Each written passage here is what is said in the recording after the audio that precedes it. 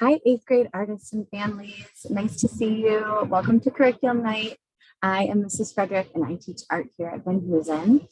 Usually I can say I'm the only art teacher here at Van Hoosen, but for the first time this year, we have an art teacher traveling from Adams to teach eighth grade students during sixth hour.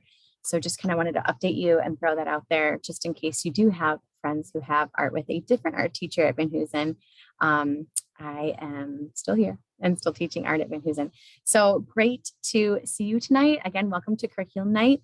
The goal is to go over some information with you, what you can expect for eighth grade art for your students, some classroom expectations. I'll pull up the syllabus and we'll talk about that. And just kind of get to know each other a little bit better in case we haven't met. In that vein, in case we have not met one another before, I'm Amanda Frederick. I taught for 6 years prior to Van Hoosen at the International Academy of Macomb. And this is my 6th year at Van Hoosen. Love teaching middle schoolers. I really, truly do feel like Van Hoosen is my home.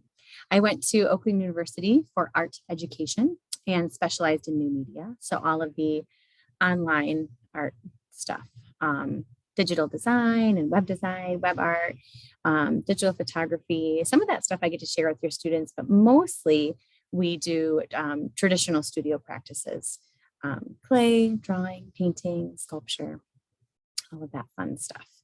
So let's get into our course syllabus. I like to briefly overview it with parents every curriculum night that we have, and then our expectations. So let me share my screen here.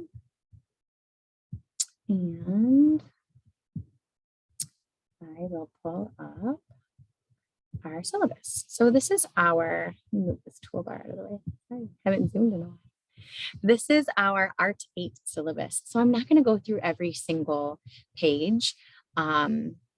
What I do for you, well, more for your students every year, but they're welcome to share it with you, is this syllabus and my course expectations are on Google Classroom. And last week I emailed you and your students to make sure you had our Google Classroom codes and share them in class as well. I still use Google Classroom, even though we're not remote.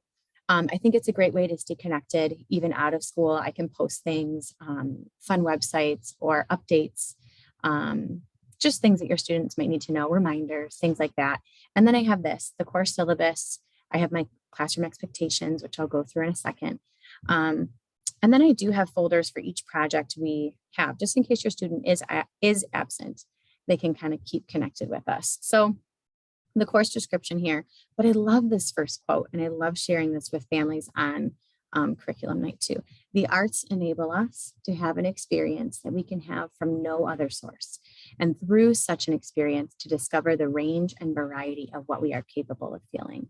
And this is a quote by Elliot Eisner, who is a pretty well-known art educator. And I love that. I love that your students can step into the art room for 1 hour and they can really feel that they're using their minds differently. They can just relax a little bit differently.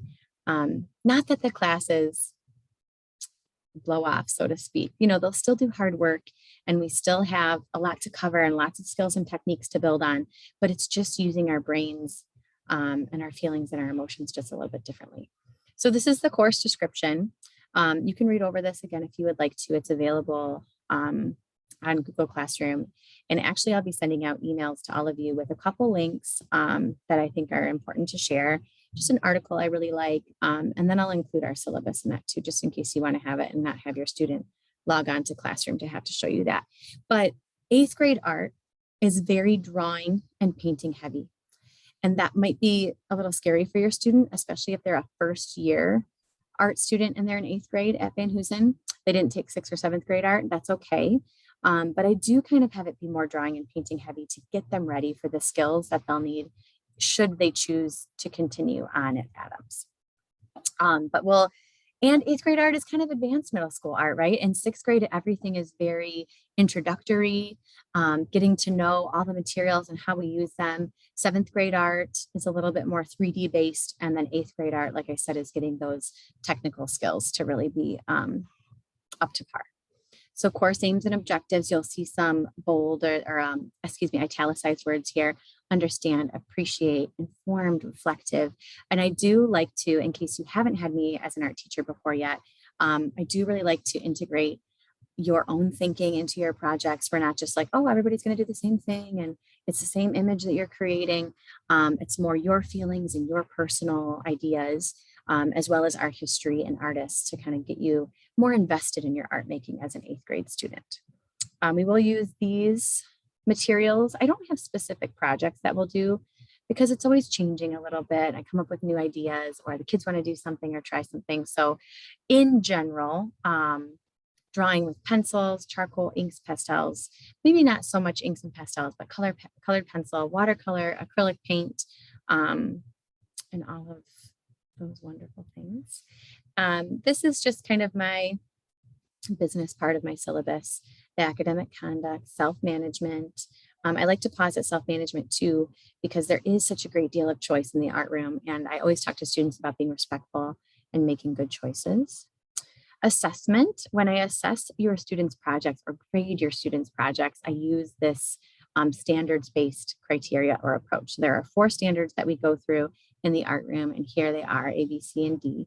I choose one that I think fits best with the project and focus on that for the project. So let's say we have a project where we're looking at a specific artist in history, and we're really basing our artwork off of that artist. Then maybe responding is what I would assess your student on, to see how they responded to what they've learned. But quite honestly, developing skills and thinking creatively are more of what I assess. And I use a rubric so that the goals for your student are very well set and they understand what they need to achieve to get that A or to get full points. We do quite a bit of sketchbook work. And now that I'm looking at this, this is flip-flopped on accident. Our projects are 70% and our sketchbook work is 30%. And I'll change that before I send it out to you all. But what we do in our sketchbook is important. We do daily sketch-a-days. I just talked to your students today actually about how sketch-a-days are a really nice way to come into the classroom, grab your sketchbook. I have a sheet of daily sketches. They choose the day's sketch and they just come in and kind of zen out, kind of relax and get in the mode of art making before we start the day's project. And then lastly, on the syllabus, this is my contact information. I have 6-hour conference or prep time. I'm always answering emails though. Whenever I get a chance, I can pop open my email and kind of see. So that's my main point, I think, of contact, at least first off, if you want to send me a quick email, and then we can always chat during my conference time. So that is the syllabus. And then we will pop up the classroom expectations. This is on my door, and this is something that all of us teachers at Van Hoosen have. This year and last year, the expectations look a little bit different, mainly because of this: masks on and wash your hands when you enter the classroom. I ask students to do the hand washing. I have plenty of hand sanitizer and all kinds of wipes for the classroom, but we do share materials. So I do like the students, it's a shared space. You know, it's not like they're sitting in their own desk with their own materials every single day. So I disinfect and do the best job to make sure that germs aren't spreading, but it's also really good just to come in and wash your hands really quick before you sit down. It's expected that your students have their sketchbook and a pencil daily, which most of them already do. So that's great. Water is great in the classroom, but no food, please. And also just because we're not eating in the classroom anyways, but water is definitely okay. And I actually have a back door out my classroom where I've told students too, if they need a mask break or they just need a little bit of fresh air, that they're welcome to do that during the class. We just sign up for restroom use or going to the office. Number 5, this is kind of like what I have in my syllabus too, that respect for each other, for art materials, for your own workspace. I always make sure your students clean up really well. It's kind of one of my things, I guess, is I pride myself on being a really organized art teacher, and your students will be organized and responsible for their stuff in my room as well. And then no cell phones. It's lovely that we have lockers back this year.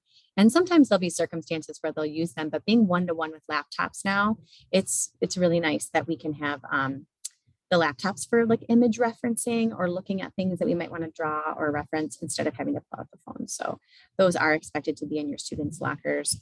Special circumstances, always just ask and keep those lines of communication open. That's all I ask. That is about it. Like I said, look in your emails for a message that I'll be sending you. I'll attach that syllabus and those expectations that we just went over. And I like to link an article by Elliot Eisner, the first person that we saw with that beautiful quote. There's a great article that I'll link that's called 10 Lessons the Art Teach, just to have and show you how important it is that your student is in this class and how helpful it will be to them to have visual arts in their lives. And then maybe I'll link a few other things for you as well. But the door is always open. Let me know if you ever need anything, you or your students. I'm looking forward to a really great fall 2021. Thank you so much.